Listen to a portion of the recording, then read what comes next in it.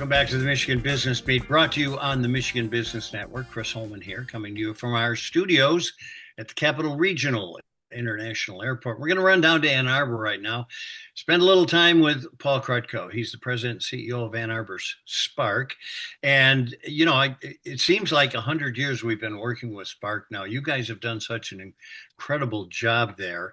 Let everybody understand what SPARK is. Sure. So we were founded 21 years ago by then President Mary Sue Coleman and Rick Snyder, who was doing venture capital in Ann Arbor before he became governor. He was the first chair of Spark.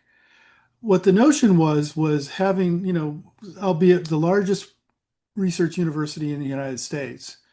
Mary Sue said, why doesn't the economy around Ann Arbor look like Stanford and Palo Alto or MIT and Boston?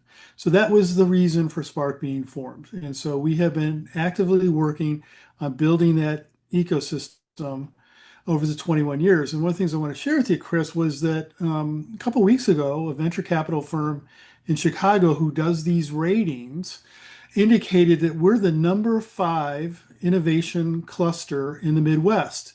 And you go, wow, that sounds really great. But then when you say who's ahead of us, it's Minneapolis, Indianapolis, Pittsburgh, and Chicago.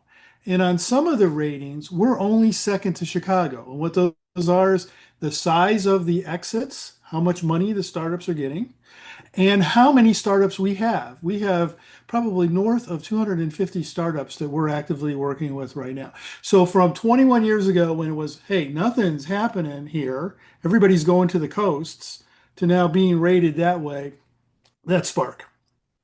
So you guys recently got together, all the economic developers in the state of Michigan, and you came up with this priorities list. What are the 10 things we really need? One of those was Michigan's R&D tax credit.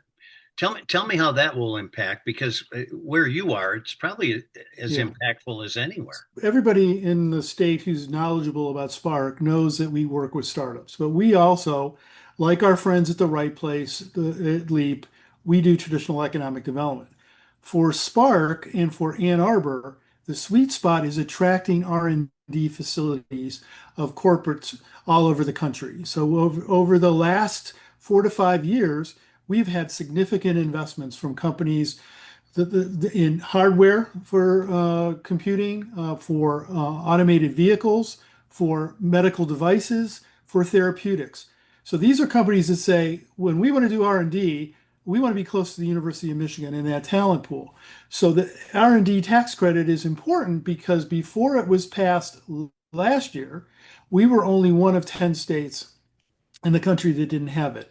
And Ohio, Indiana, Illinois, Minnesota all had it. So we were at a competitive disadvantage. So now this creates an opportunity for us to say, bring that R&D to us, and you will benefit by getting the same kind of tax credit you would get in any of those other states. And we were like with Montana in South Dakota, which made no sense at all. Well, they have 8 people. I mean, come on. So listen, you work very closely with not only large employers, but also small startups. This list of 10 priorities, I mean, that's a pretty broad spectrum. Does that impact all of them?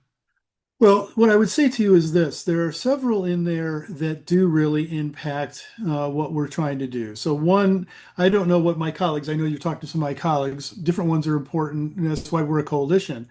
For us, the one that was really, really important was number 10, and that's the funding for entrepreneur and innovation programming in the state. Back under the Snyder administration, we were north of $100 million. Contextualize that with some of the big SOAR projects and the billions of dollars.